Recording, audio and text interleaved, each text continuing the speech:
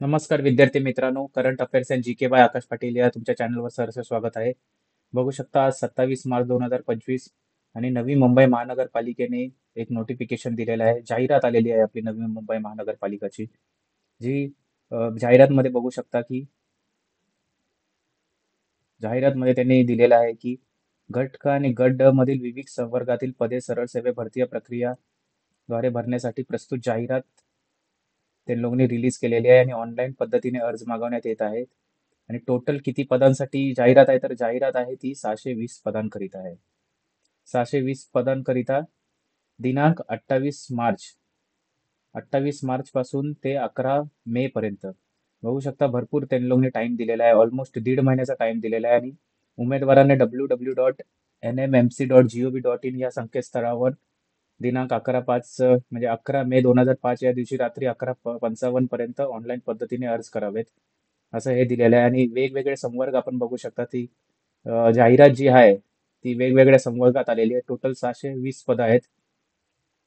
आणि त्याच्यात बघू शकता या नोटिफिकेशन मध्ये दिलं आहे बायोमेडिकल इंजिनियर, कनिष्ठ अभियंता स्थापत्य, सिव्हिल इंजिनियर असेल, बायोमेडिकल इंजिनियर, उद्यान अधीक्षक, सहाय्यक माहिती व जनसंपर्क अधिकारी, वैद्यकीय समाजसेवक, डेंटल हायजिनिक असे बरेच असे विविध संवर्ग आहेत.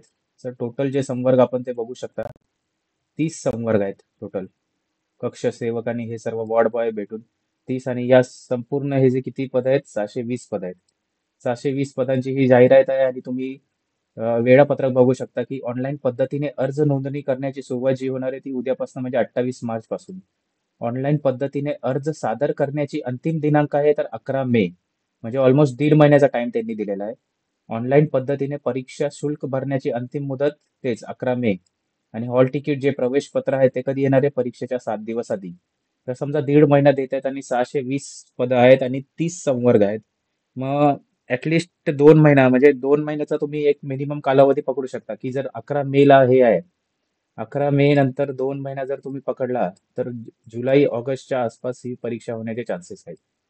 म्हणजे हे मी फक्त अंदाज बांधतोय कारण 600 आता आदिवासी विभागाचं पण बघू शकता की 17 संवर्गात होते आणि मग सेंटर्स मिळणं आणि अलोकेशन ऑफ सेंटर्स हे थोडं डिफिकल्ट होऊन जातं.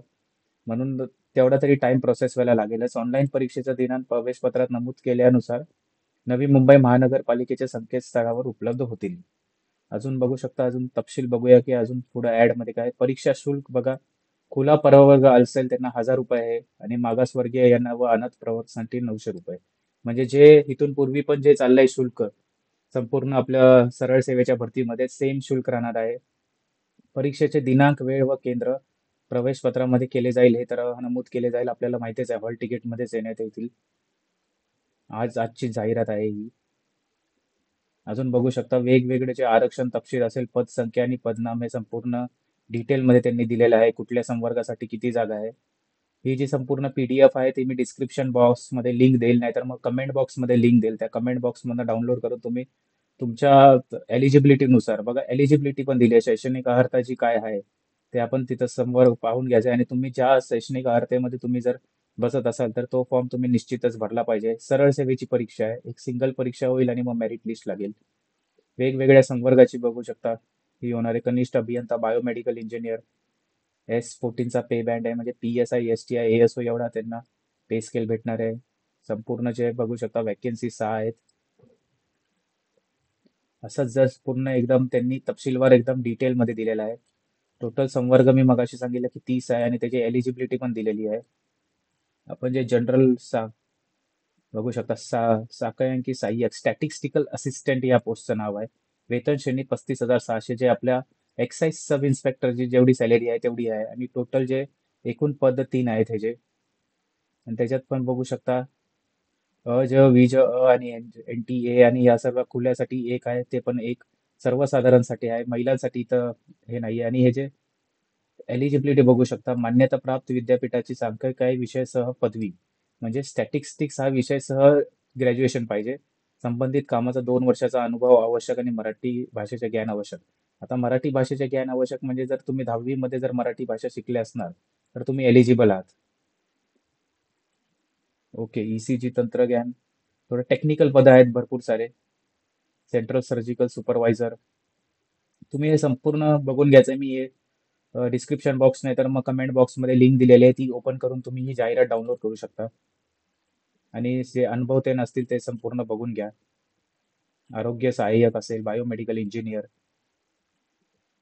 पशुधन पर्यवेक्षक.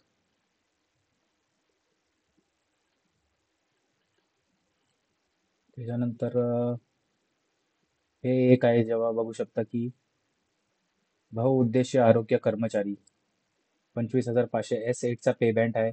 आणि ही जी वॅकन्सी थोडी चांगली दिसते, 51 आहे. ह्याची एलिजिबिलिटी आपण बघूया की महाराष्ट्र राज्य माध्यमिक व उच्च माध्यमिक शिक्षण मंडळाचे विज्ञान शाखेतील उच्च माध्यमिक शाळा प्रमाणपत्र HSC. म्हणजे HSC जी 12वी असेल, ती 12वी सायन्सवाले लोक इथं अप्लाय करू शकतात. मराठी भाषेचे ज्ञान आवश्यक. फक्त ही दोनच एलिजिबिलिटी आणि निवडीनंतर 12 महिन्याच्या प्रशिक्षण पाठ्यक्रम MWD 2 वर्षाच्या आत उत्तीर्ण होणे. ही एक परीक्षा असते, जसं MSCIT आपली कशी असते त्यानुसार ही जर परीक्षा तुम्ही पास झाला तर 12 महिन्याच्या आत आपल्याला हे सर्टिफिकेशन कोर्स आहे तो कम्प्लीट करायचा आहे. म्हणजे 12 महिन्याचं जे सर्टिफिकेशन आहे ते 2 वर्षाच्या आत उत्तीर्ण होणे आवश्यक आहे. सहाय्यक ग्रंथपाल आहे. भरपूर सारे टेक्निकल आहे, तुम्ही तुमच्या एलिजिबिलिटीनुसार सर्व बघून घ्यायचं आहे आणि फॉर्म भरायचा आहे ऑर्डर. लिपिक टंकलेखक, ही बघा, हे लिपिक टंकलेखक S6चा पे बँड आहे आणि सर्वात जास्ती वॅकन्सी ह्याच संवर्गात आहे, 135.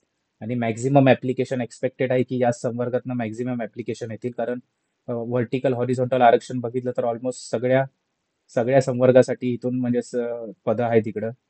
याची एलिजिबिलिटी बघूया. मान्यताप्राप्त विद्यापीठाची कोणत्याही शाखेची पदवी, ग्रॅज्युएशन पाहिजे, मराठी टंकलेखक किमान 30 शब्द प्रति मिनिट व इंग्रजी टंकलेखक किमान 40.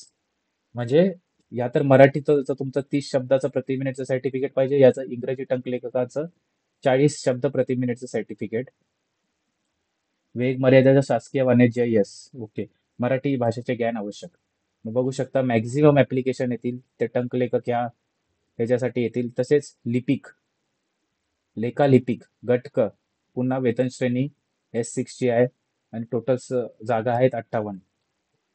त्याचं पण बघू शकता मान्यताप्राप्त विद्यापीठाची वाणिज्य शाखेची पदवी. वाणिज्य फक्त लागणारे कॉमर्सवाले जे आहेत,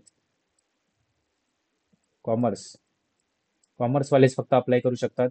मराठी टंकलेखक किमान 30 शब्द प्रति मिनिट वेग मर्यादा व इंग्रजी किमान 40. सेम ठेवलेलं आहे, फक्त इथं कॉमर्सवाले अप्लाय करू शकतात. आणि आपल्या जे लिपिक टंकलेखक आहेत, जी आपल्या हे वरची पोस्ट होती, तिथं कोणत्याही विद्यापीठाची, कोणताही आर्ट्स असेल, सायन्स असेल, कॉमर्स, या तिघं करू शकतात अप्लाय. आणि फक्त लेखालिपिकमध्ये फक्त कॉमर्सवाले अप्लाय करू शकतात. चला अजून आपण बघूया किती हे आहेत, पोस्ट आहेत. टोटल 29 आहे.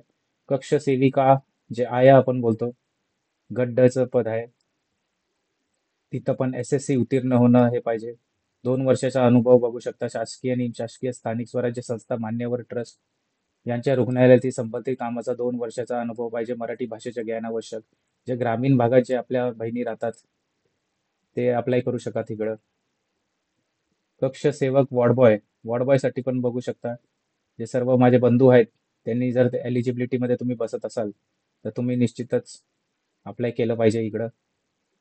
पद संख्या, आरक्षण वाढ आणि हे घालणं, हे संपूर्ण तुम्ही ऍड बघून घ्यायचं आहे. ह्याच्यात काही ते लोकांनी पूर्ण डिटेल्स दिले आहेत की कसं काय फॉर्म ते भरायचं आहे.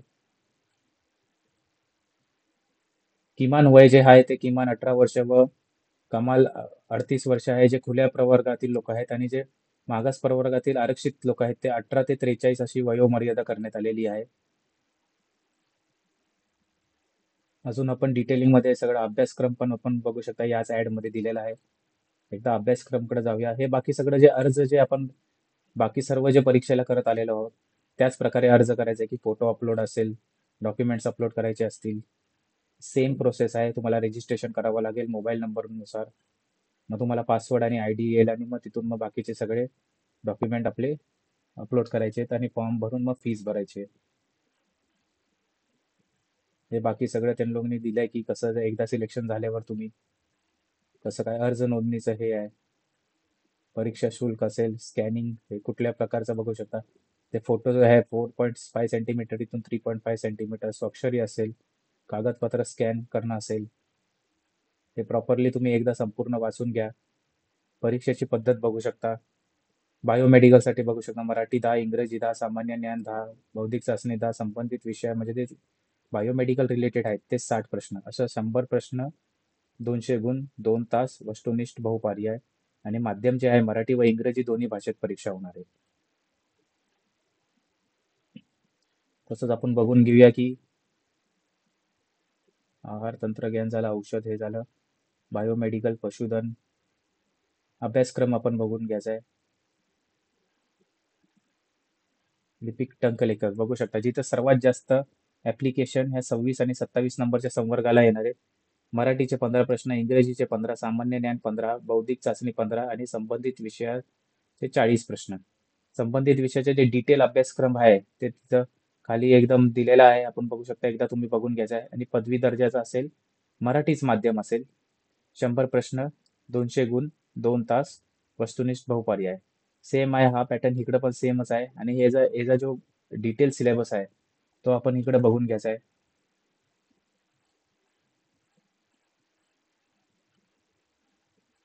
आणि असंच हे बाकी सगळं दिलेलं आहे की कुठले कागदपत्र आणि कुठलं काय काय लागणार आहे. लहान कुटुंबाचं जे हे आहे ते तुम्ही प्रिंट करून फोटो खेचून डायरेक्टली अपलोड करू शकता. ही संपूर्ण ऍड होती आणि लवकरात लवकर तुम्ही बघू शकता. हे पूर्ण डेट पुन्हा एकदा सर्वांनी लक्षात ठेवायचं आहे. आणि लवकरात लवकर तुम्ही ही ऍड बघून जे ऍप्लिकेशन आहे ते ऍप्लिकेशन फॉर्म भरण्यास सुरुवात करा. आणि मी तुम्हाला सर्वांना शुभेच्छा देतो. इथून येणारे जे पुढं पुढं जे सेशन असतील, इम्पॉर्टंट सेशन असतील, जीकेचं असेल, करंट अफेअर्स, मंथली करंट असेल, कंपायलेशन असेल, हे सर्व लेक्चर्स मी लवकरात लवकर उपलब्ध करून देणार आहेत. धन्यवाद. जय हिंद. जय महाराष्ट्र.